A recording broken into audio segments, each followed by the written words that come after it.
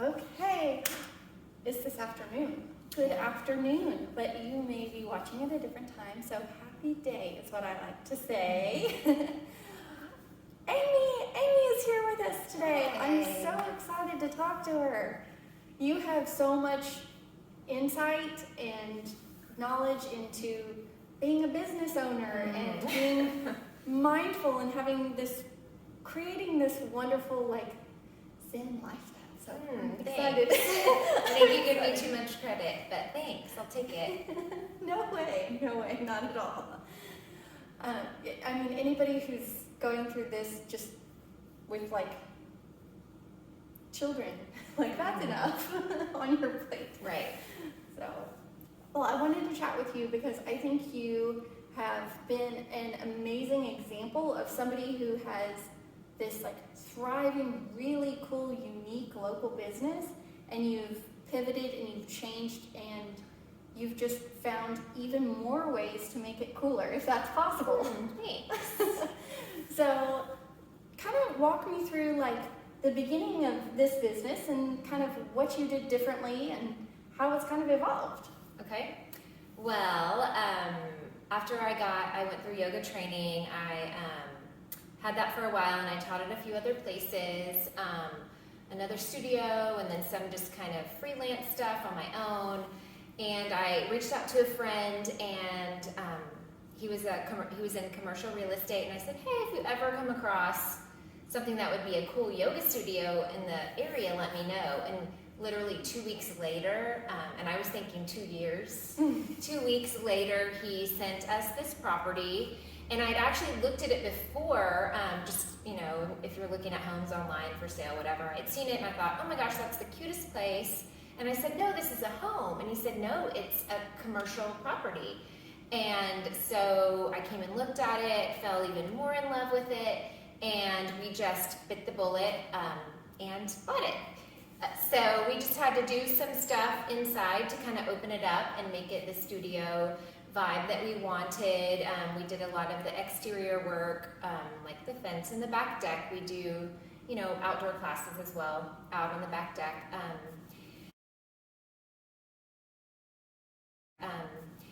And then we thought, well, let's just double it all up and we'll use the space as much as possible. So we wanted it for yoga during the week. On the weekends, we rent out the space for Airbnb. So there's a fully stocked bedroom, bathroom, kitchen that's hiding back over here.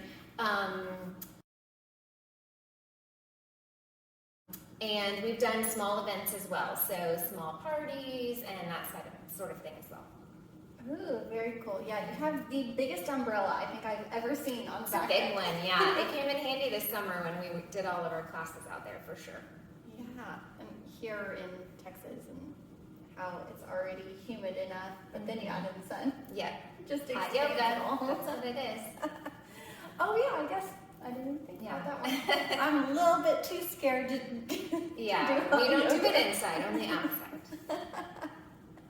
That's awesome. So how long ago was that? How long have you been here? So actually in March 26th, I believe, will be our 3-year anniversary.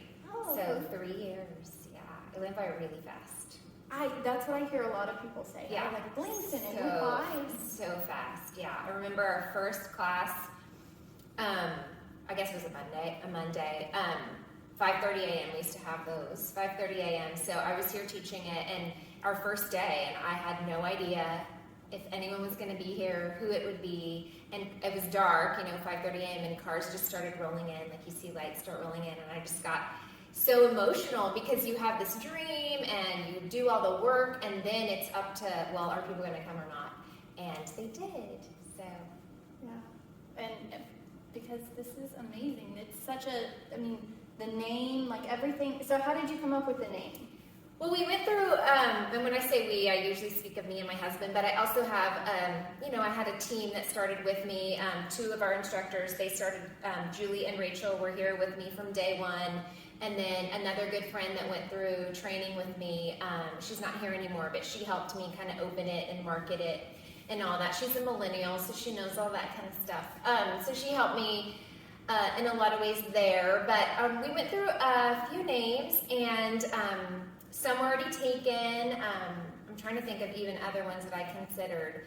But I just wanted it in every way that we use the space and for everyone who crosses through our door, even if it's our Airbnb guests or people that have a party here or whatever, I wanted it to feel like a really homey, cozy, safe space. I know yoga, especially in Dripping Springs, I mean, when we opened there, and still, Dripping Springs proper, we're the only yoga studio that's here. And so it's kind of a new concept for Dripping Springs. And it can be intimidating, you know, yoga to someone that's never taken yoga or someone who takes yoga online in their living room. To be in a studio with other people can be really intimidating, I think. I mean, I know it was for me when I first started. And so I just wanted people to know that no matter where you're at in your yoga journey or your life journey or how old you are or what size you are or whether you can touch your toes or not, that this is a safe space for you. It's a judgment-free zone. We are here for you, and you get to have your own little yoga journey on your mat, free of, you know, whatever anybody else thinks. And I love that, and I feel that too. Like when I walk into the space, because I am not at all like the experienced one. I'm like the beginner of the class that I usually come to. But that's fine. I'm perfectly happy with that because I know that I'm here for me, not because I'm in competition with anybody else. I'm just not a competitive person though. Right. So same. Well, kind of.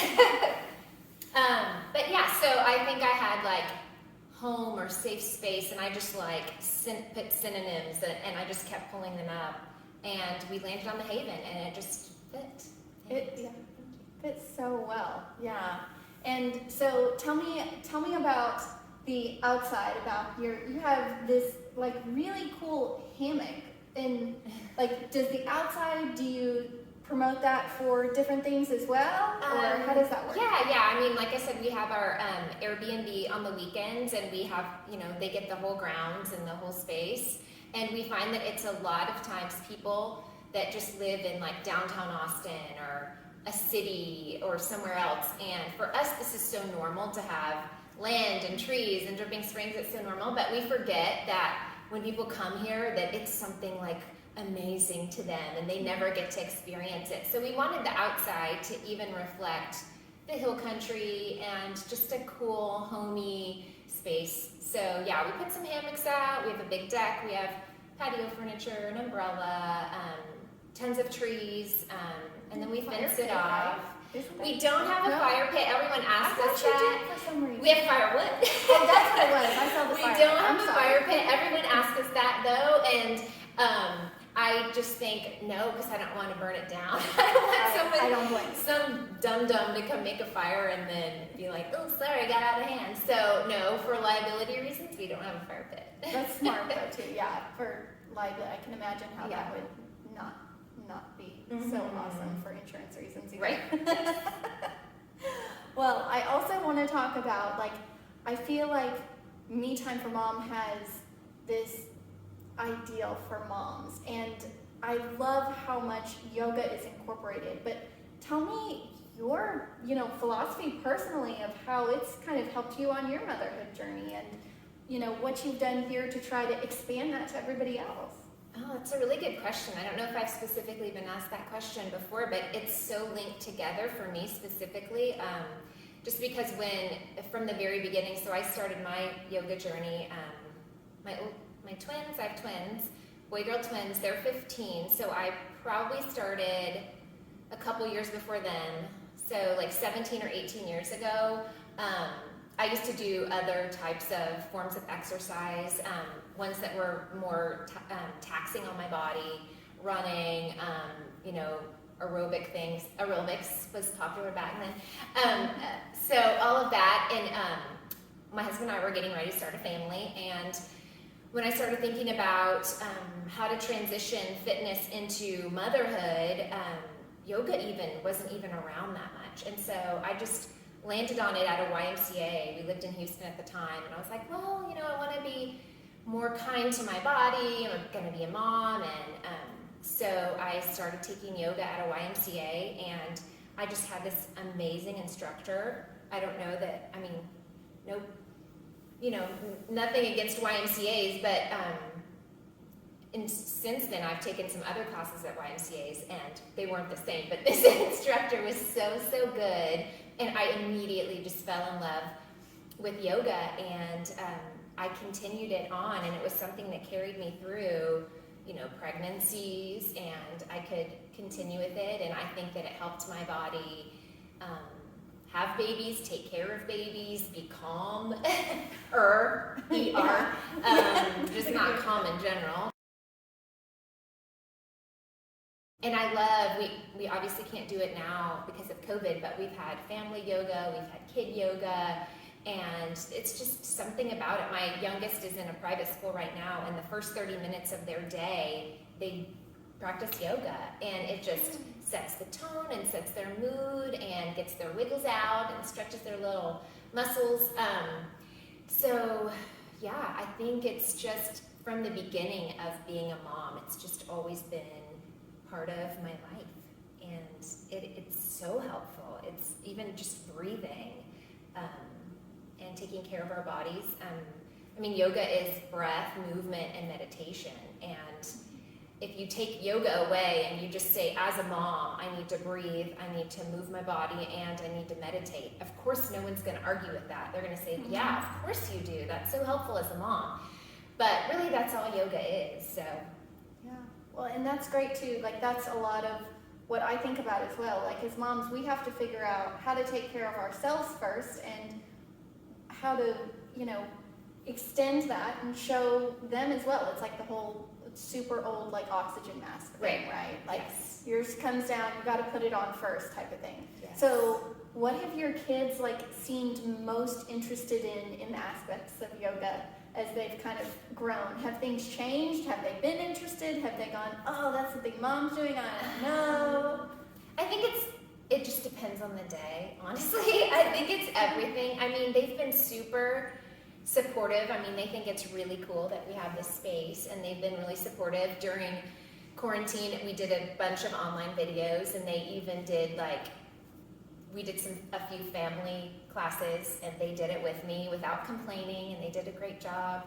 But it's nothing that they're like, oh yeah, I gotta do my yoga today. I mean, they're not into it that way, but they know it's my thing, but they're not anti it. They're not like, oh, we're so sick of hearing about yoga. No, they love it here, and they've participated on and off, you know, but I'm not going to force it on them to be their thing, you know. But I feel like as a mom, and, you know, I even think about when I was growing up, like, I'd call that like a giant win. Like, kids are usually, whatever their parents are into, they're like, oh, you're old, that's not cool, I'm not going to have anything to do with it. And to have, like, them integrate into it and still be interested on some days, that's fantastic. Yeah. And I think, too, just whatever we do that's for us, like our passion, whether it be our job or our passion or our hobby or, you know, whatever, I think it's so important for our kids to see us doing that, to know that, hey, not just setting an example for them, especially for our daughters, because we're, you know, moms, that not that there's anything wrong with being a mom. It's a really hard, rewarding, amazing job.